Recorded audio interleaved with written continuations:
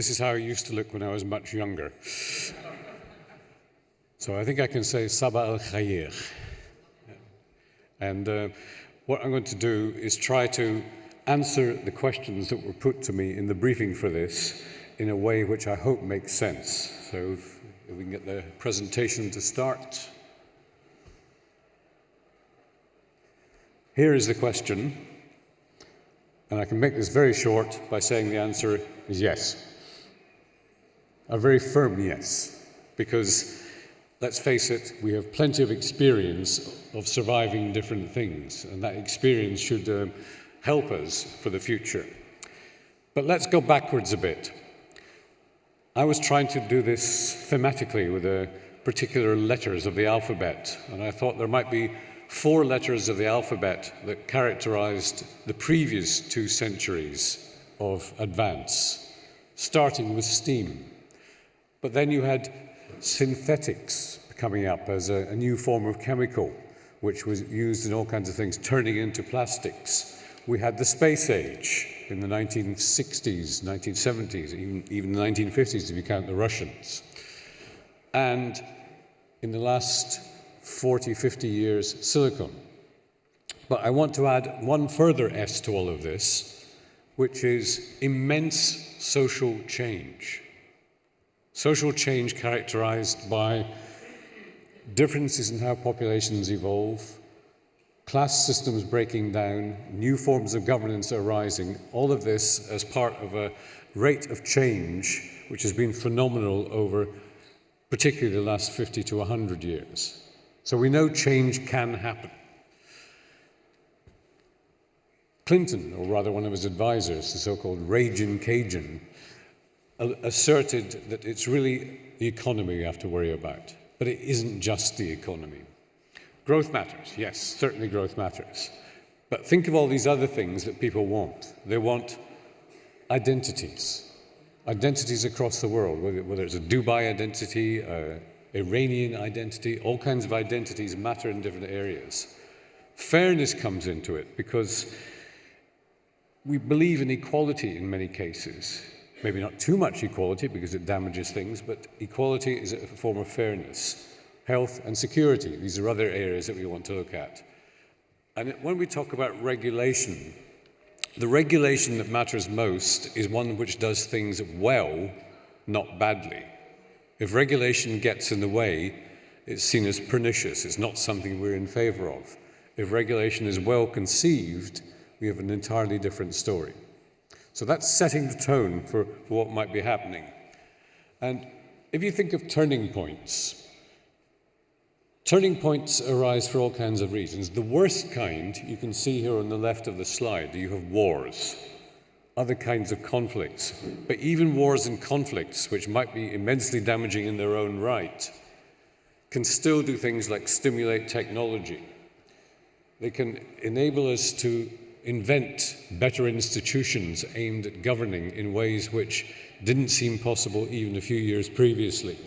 And what they can also do is accelerate advances in areas like medicine. Think of how treatment of injuries, treatment of diseases associated with wars has caused great advances. And the expression at the bottom here, build back better. It's something that is highly enabling if we're able to reconstruct after a war in a way which makes things better. Now, just to be somewhat limited, I'm going to give you 3 examples of changes which occurred which take us forward to a new way of doing things. The first is a boat, or rather a ship, a container ship. The container was invented in the 1950s. We don't think of it as a particularly significant breakthrough, but consider what happened as a result of container. You have costs going down by a factor of 20. Because once you get the container, you get the capacity to move things in a far more effective manner. And what does that result in? Well, the answer is globalization. The invention of the container led to the wave of globalization we saw 30, 40 years afterwards, which is maybe now reaching a closing point. Now, another one. I bet you don't know who this is. Her name is Katalin Karikó. She's a Hungarian. She struggled for many years to obtain funding. And she struggled also to have her case put forward inside the medical arena, what she was trying to do. And what she was trying to do was to prove that mRNA, messenger RNA, could be used as a means of delivering effectively a vaccine. Her work led the way. She went from the east of Hungary, tried several times to get jobs in the United States and failed, tried and then was pushed out by arrogant male professors. And then she was eventually successful. Result, the COVID vaccine, the Pfizer vaccine, the Moderna vaccine, but also now new cancer treatments. And last year, Kati, who's a very, very engaging character, won the Nobel Prize. She deserved to win the Nobel Prize for her struggle in this. A third example, you put these two together, the personal computer and the mobile phone. Think of how that sequence worked, 1980s personal computer, 1990s the smartphone, and what you get? All these things that we're used to. They didn't happen before. The internet, social media, the possibility that big data will now dominate how we do things, communications of a sort we never saw previously. These are all advances. Now, there is a concern in all of this, which is surveillance. Do we all want the surveillance that comes with this kind of advance of technology? A big question that we might want to try to debate. So let's move on to another set of questions. Is it the end of something? And here, there are three ends that I'm going to propose to you. The first one is maybe not very popular in this part of the world, but we could be moving towards the end of hydrocarbons as a primary energy source. And it may well be that in the third session of today, when you get onto energy, you'll be talking about precisely that. When? 10 years, 20 years, 50 years? And if it happens, who wins and loses from it? These are the big political economy questions that have to be confronted, because they then lead into the politics of it. We know what's happened in the US. Suddenly, after a long period of dependence, the US is self-sufficient in gas and oil, an exporter even. So that changes the global political economy. Second one, globalization. Is it in retreat? Are we seeing the end of the phase of globalization that we've become used to in recent years? Once again, winners and losers. But going towards what? Is it regional blocks? Europe, a China bloc, a US-dominated bloc? I don't know where the coherence is in the Middle East, but maybe the Middle East is one of the floating voters in this new organization. But also you'll get conflicts of regulation, where there are some styles and objectives of regulation which are different from others, and that is going to lead to potential political conflict, if not military conflict. And the third one is all the institutions that have been in the background for the last 70 to 80 years. We all think of the Bretton Woods consensus, the IMF, the World Bank, where Yorgo used to work, the OECD. These are areas where there's a decline in the governance capability, which is potentially troubling, and that's something we have to worry about for the future. I went through the S's. Let me turn next to a more of an alphabet soup of different things which look to be dominant and potentially dominant now, just going round the circle. A for artificial intelligence. Life sciences, the great new area of science and therefore potentially of economic activity, which is coming about because of the work of people like Kati Karikó, which is changing the way we use things. Renewable energy, is that something that is going to be the great wave of the future, or is it going to go even further than that and find new approaches to energy that we've not even conceived of yet?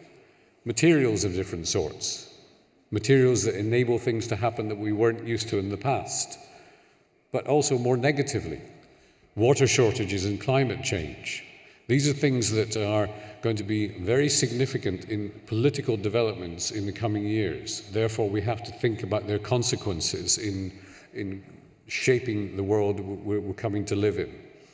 So in all these things, you can see that there are both potential in the coming century, but challenges alongside them. And I want, therefore, to look next at how you react to risk. Now, the first picture I have here refers to the 1830s, what are known in the UK as the Luddites. The Luddites were against new machines. That's why they're hitting them with hammers and trying to break them up. And this approach to risk is stop progress.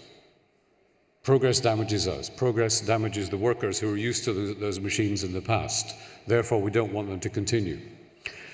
Second potential approach is things can't be stopped.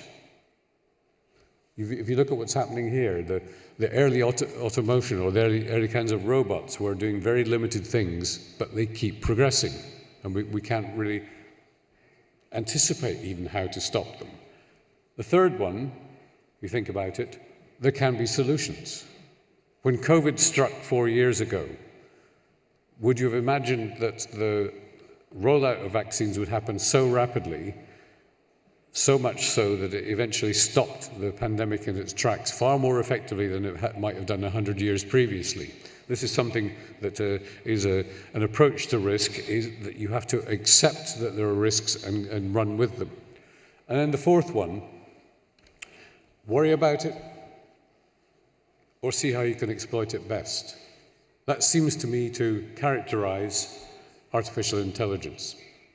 And if artificial intelligence is seen as a threat, and we say, worry about it going wrong, clamp down on it, it disguises the fact that you can use artificial intelligence to do things that weren't feasible previously. So just consider these different approaches to risk in the things that we're talking about in whether we can survive the next century.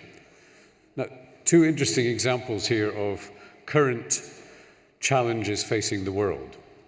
The first we know all about: climate change, environmental degradation, the possibility that things are just going to get worse and worse. Water shortages come into this as well.